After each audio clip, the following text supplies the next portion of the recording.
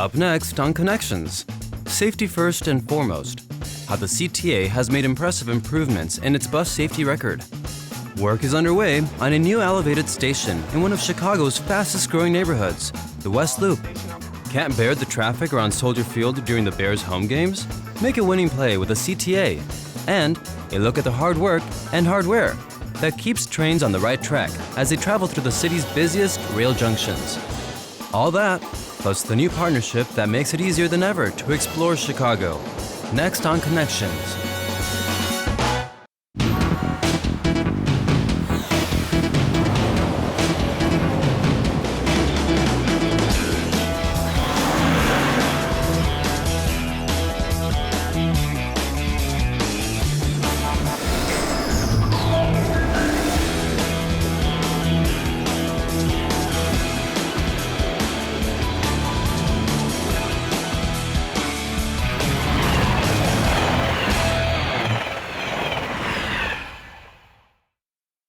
Hello, I'm Omar Barragan. Welcome to Connections. The CTA prides itself on service that is on time, clean, safe, courteous, and efficient. But its number one priority always has been and always will be safety. Last year, the CTA saw its bus safety record improve by 9%. That improvement is no accident.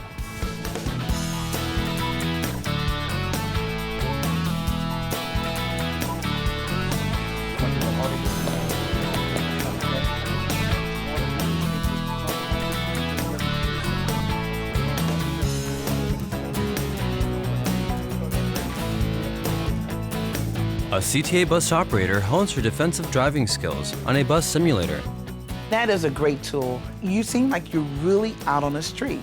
The different maneuvers they throw at you, the change of the weather, the obstruction on the street, the customers at the service stop, are you close enough to the curb? That is a great training tool. Exactly. Make sure you check to the left to make sure that nothing's coming into your lane. Simulators are used to teach new operators during their initial 26-day training course.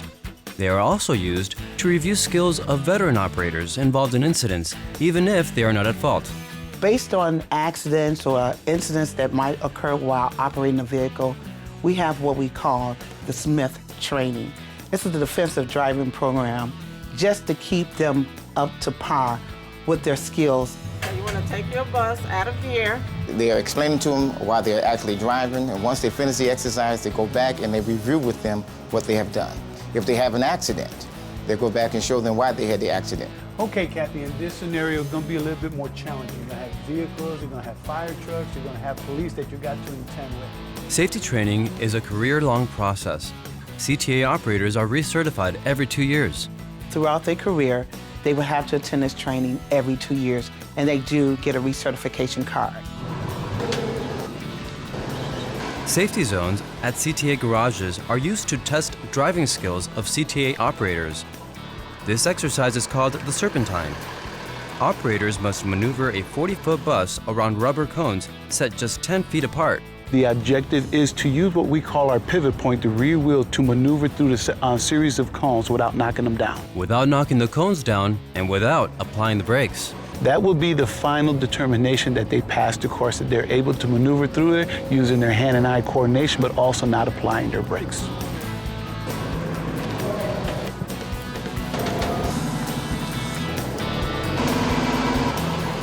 If they do it one time, we will actually put them back on just to ensure that it wasn't a fluke, that it wasn't by chance. The ride-along audit is another method used to ensure the safe operation of buses. Each of the CTA's 49 transportation managers conducts audits every month. They ride the length of a route to observe the operator's performance. To see if they're curbing the bus, to see if stopping distance behind the vehicle that's ahead, see if they maintain the clearance on the right side or the left side of the bus, checking to see if they're looking in all their mirrors, because the mirrors are very important. It's not all about managers instructing operators. Operators teach managers too. Safety education is a two-way street. We embrace all that feedback from our employees, and it helps us a lot, and that has been helping us to reduce our accidents because we are getting operators involved. Here's something to keep in mind. More than 2/3 of accidents in 2009 were instances where CTA buses were struck by another vehicle. The most common mistake? Drivers trying to pass a bus while it's pulling away from a bus stop.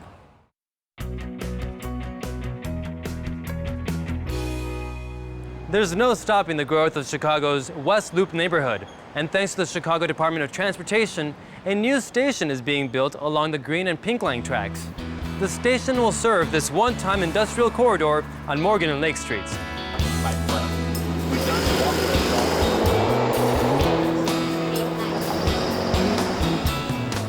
Chicago's West Loop neighborhood has undergone an exciting transformation, from an industrial area to a dynamic mixed-use retail, residential, and warehouse community.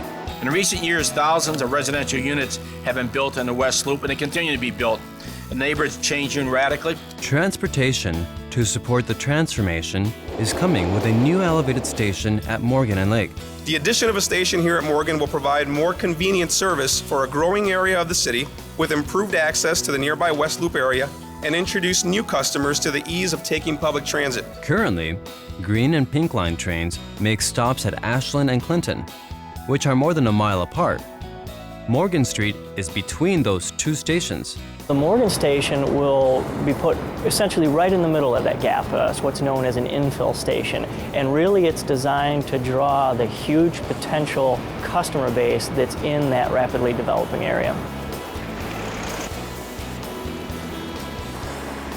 The announcement today is just one of many projects the CTA has had over the years that would not have been possible without the support of the mayor and other city agencies. Projects like this are successful when elected officials, community, and CTA work together.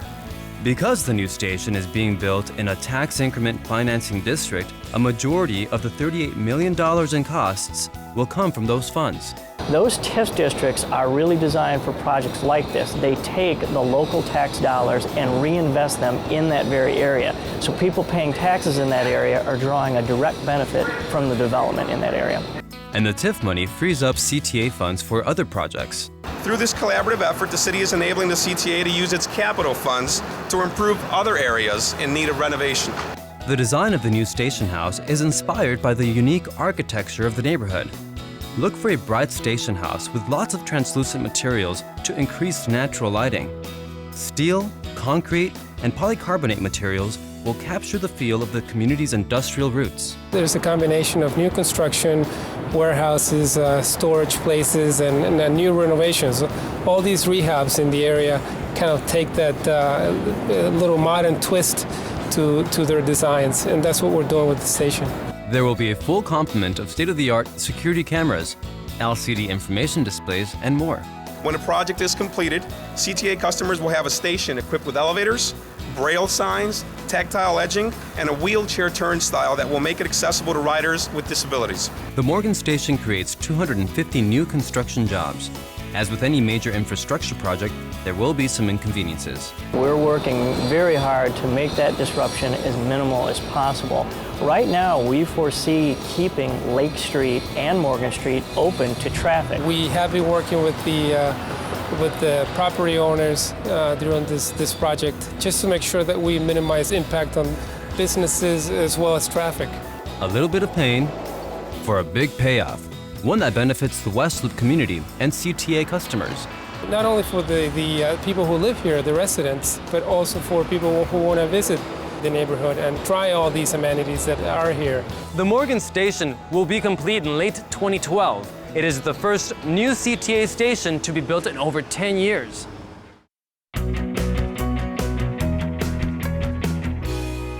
Thinking about heading to a Bears home game this season?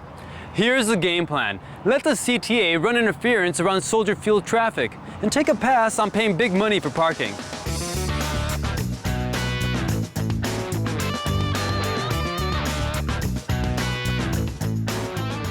The 128 Soldier Field Express. Bears fans board in front of Union Station and the Ogilvy Transportation Center. The next stop, Soldier Field. The 128 is put specially for the Bears game, and that operates 2 hours before the game and 1 hour after the game. The Soldier Field Express drops off fans right outside the stadium, and it picks them up post-game at another stop just a few feet away. There's a lot of traffic, and CTA is the fastest and best way to do it because it drops you off door to door. The CTA uses only its articulated buses on the 128 route to move the most people possible in the least amount of time. It's the same with the 146 Inner Drive Michigan Express bus, which is another option for game day. You can board on Michigan between Water Tower and South Water, and then on State Street from South Water to Roosevelt, and then on to Soldier Field. The 146 makes a stop here at the Roosevelt Elevated Station to collect customers traveling to Soldier Field from the red, orange, and green lines, a third option for Bears fans. Or many fans just choose to walk the short distance from station to stadium. The Roosevelt Station stop and the 146 bus are year-round options for visitors to the museum campus, just across from Soldier Field. The Field Museum, the Adler Planetarium, and the Shed Aquarium are premier attractions in Chicago. Hometown travelers and out-of-town tourists are well served by the 146. There is a stop at each of the main cultural institutions that operate 7 days a week, and you can come and enjoy the cultural institutions here at City of Chicago.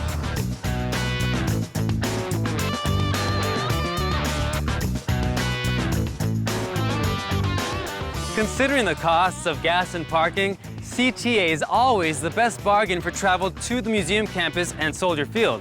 Now, Bears fans, keep the CTA busy during the regular season. This year, Blackhawks fans kept the CTA busy postseason.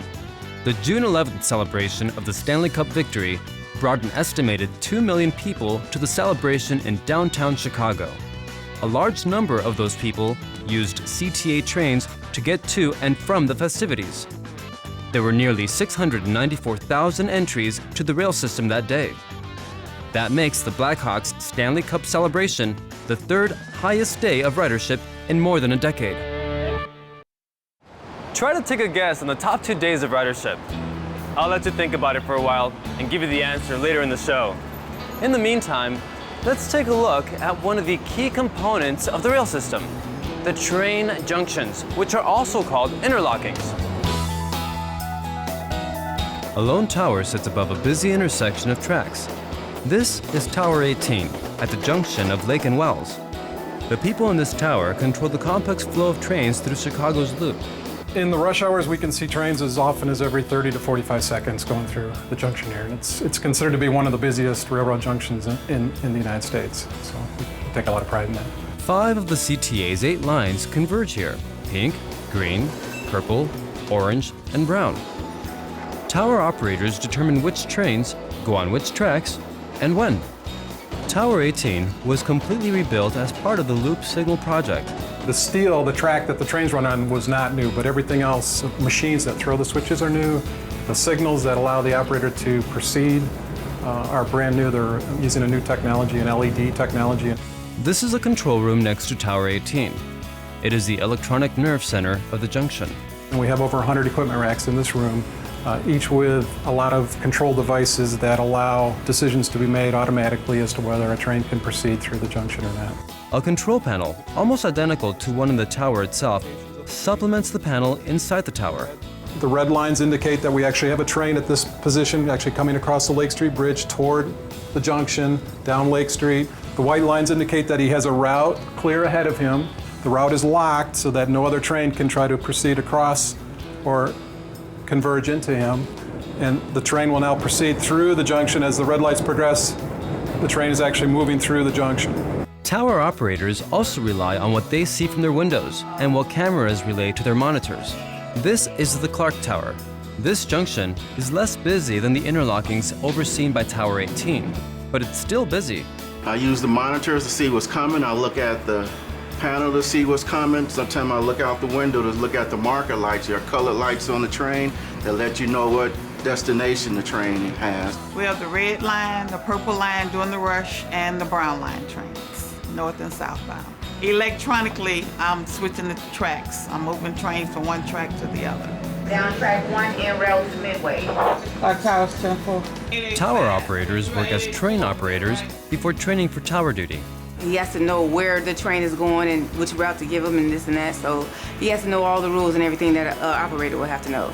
And tower operators also have to climb multiple sets of stairs each day. It's good exercise.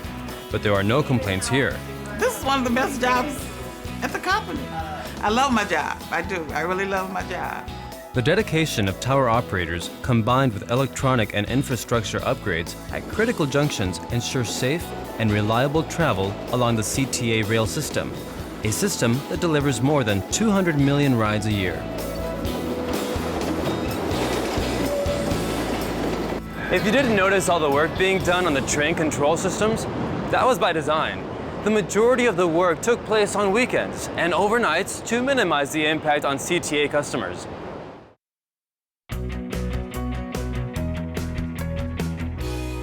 There's so much to see in Chicago, but where to begin? Begin at explorechicago.org.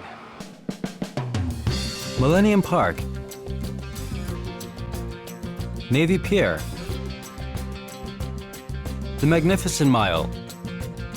These are some of the more famous Chicago attractions, but every Chicago neighborhood has its own trove of historical and cultural treasures. The CTA and Chicago Office of Tourism make it easy for visitors and locals to take the CTA and explore Chicago. Well, we're really excited about the Explore Chicago CTA partnership. It includes signage at multiple stations that will help visitors recognize where they are traveling and help reinforce the really wonderful attractions that are located in neighborhoods all across the city. Signs on station platforms tout attractions of the surrounding neighborhoods. Some of the other neighborhoods include Pilsen, for example, which is home to the National Mexican Museum of Art, and many wonderful ethnic restaurants and bakeries and other kinds of sites. People who only see Pilsen through the windows of a passing train miss out on one of Chicago's most colorful and historically significant communities. It's really an extraordinary place in the history of Chicago. It goes back to being the place where many immigrant groups from Europe and elsewhere have come to live. Father Robert Bodoff is the director of the Shrine of St. Jude inside St. Pius Church at 19th and Ashland, one of the many attractions listed on the Explore Chicago website. It has a long history of people who have come here and who have found wonderful help in their problems. The shrine is just a few blocks from the L and a few feet from the bus stop. I want to assure you that that the elevated and the buses both are very, very convenient. They stop the buses right out in the front of St. Pius Church. The Explore Chicago webpage at explorechicago.org makes it easy to sort through and choose which attractions to visit in each neighborhood. And we have interactive Google Maps on our website that highlight the neighborhoods with also CTA information so that people can exactly find out how to get to the attractions in Chicago using CTA. So next time you're heading to the Loop on the Green Line, don't just breeze past Bronzeville. Get off at the 35th Street Bronzeville IIT station and see all this community has to offer. Don't just grab a meal near the Addison or Cermak Chinatown Red Line stops. Feast on the artistic and cultural gems scattered throughout the community. Take time to reconnect with nature, just steps from the Green Line at Conservatory Central Park Drive and Garfield. There are more than 70 neighborhoods in Chicago, each one with wonderful places to go. So really the point is to reinforce to the public that there are wonderful attractions in the neighborhoods throughout Chicago and to help familiarize them with places that they don't already know about. I love exploring Chicago's neighborhoods on bike, and the CTA makes it easy to mix my modes of transportation. Say I want to spend the day biking around Navy Pier, and then later meet my friends for dinner on Devon Avenue. I can bring my appetite and my bike up north on the CTA. Bicycle Magazine recently ranked Chicago one of the top 10 biking cities in the country, and for good reason.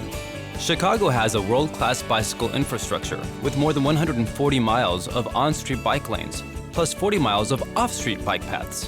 What do we want to do to fulfill the mayor's goal to make Chicago the most bicycle-friendly city in the United States? And a key component of that plan was bicycling and transit. Bike enthusiasts have a friend in the CTA. All CTA buses have bike racks, and bikes are allowed on all CTA trains except during rush hour and July 4th. Many CTA users split their daily commute to work using both their bikes and the CTA. Those out for fun who don't want to expend all their energy riding to their biking destination use the CTA to get to their starting point. The CTA's Bike and Ride program is both energy and cost efficient. There's no extra charge to put a bike on a bus or train. And don't let the bike rack on the front of the bus intimidate you. It's really easy to use. I'm here with the CTA's Robert Vance, and you're going to show us just how easy it is to load your bike onto the bus, right? Right. Excellent. Well, first you want to make sure the bus makes a complete stop, and you alert the operator that you want to use the bike rack. Lower the bike rack, squeeze the handle, drop it down. Load your bike into the wheel well with the front tire facing the yellow hook. Pull the hook and place it on top of the tire. That easy? That's right. How do you take it off? Well, it's the same process in reverse. Go ahead and give it a try. You got it.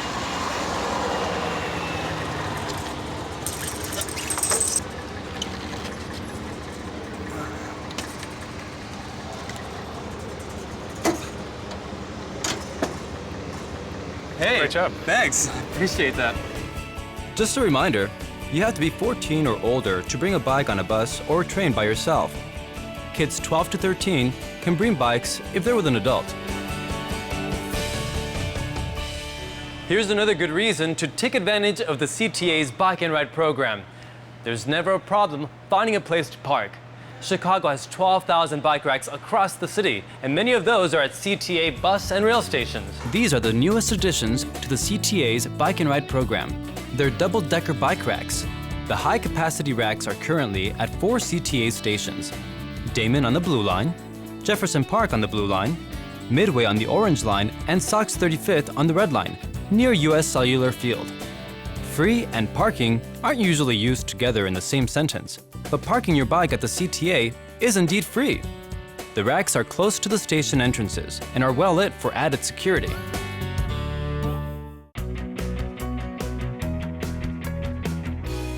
This summer marked the 20th anniversary of the Americans with Disabilities Act. The CTA has made tremendous progress making its system more accessible. It is one of the greatest pieces of legislation that's come about as far as for people with disabilities. The CTA agrees. This act has absolutely radically changed the landscape for people with disabilities. In the 2 decades since the Americans with Disabilities Act became law, the CTA has evolved into a viable and, in some cases, a sole source of transit for people with disabilities. Oh yes, it's very important. It meets my needs. Christopher Smith is deaf and recalls the frustrations of missing his stops before buses and trains had signage. There was so many challenges. Before there were no announcements or captioning, no visual assistance. And now? It's displayed on the board. It's very visual. I think that is just amazing. I mean, compared to 20 years ago, there was nothing. Oh, so it is. It's amazing. Greg Pullman and his guide dog Jackson take the CTA every day to his job at the Chicago Lighthouse for people who are blind and visually impaired. Route 12. Automated announcements on buses and trains are crucial for him. I've seen remarkable changes over time. So when the bus comes up, it announces which bus it is. The same thing with the elevated and the subways, announcing the stops, announcing the color of the train.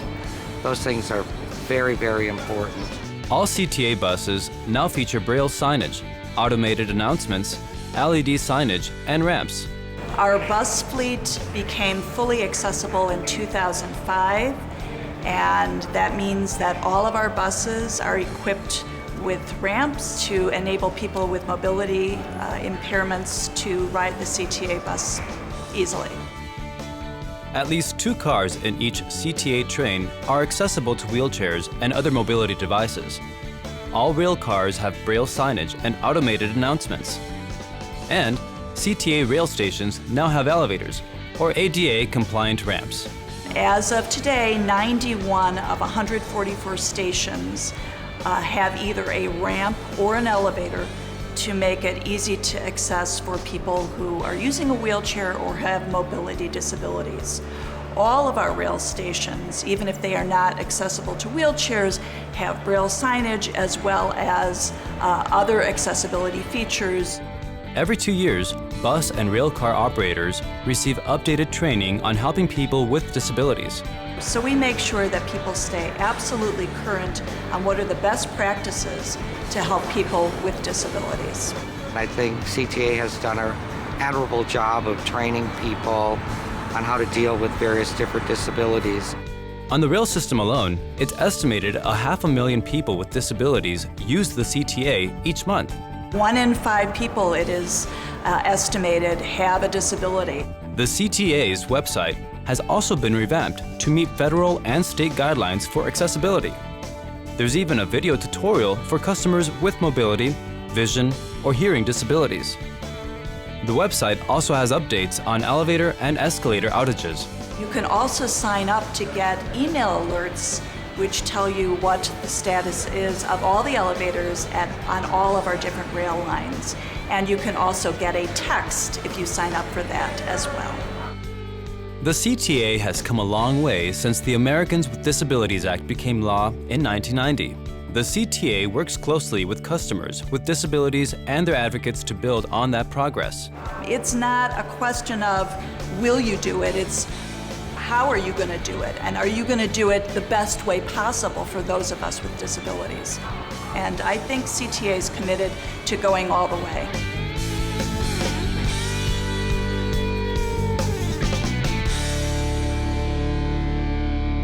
In honor of the 20th anniversary of the Americans with Disabilities Act, the Chicago Transit Board passed a resolution pledging support for ongoing initiatives to increase accessibility across the CTA system.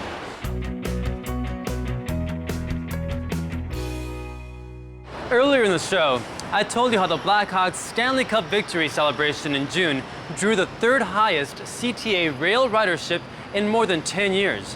There were nearly 694,000 entries onto the rail system that day. What were the top 2 days? Coming in at number 2 is the Taste of Chicago fireworks show on July 3rd, 2007. There were almost 704,000 riders that day. In the number 1 spot, it's the Taste of Chicago fireworks show on July 3rd, 2008. There were more than 752,000 entries on the rail system for that event. For more information on rail ridership records and other timely topics of interest, browse the CTA's digital newsletter. You can view the newsletter on the CTA's website at www.transitchicago.com. Also at that website, you can link up to the CTA's YouTube channel to watch individual segments from this show or previous episodes of Connections. Now, do you have any ideas or stories you'd like to see on future episodes? The CTA would love to hear from you. Just call the Connections hotline at 312-681-2812. That's it for this show. Thanks for watching. I'm Omar Barragan. I'll see you next time on Connections.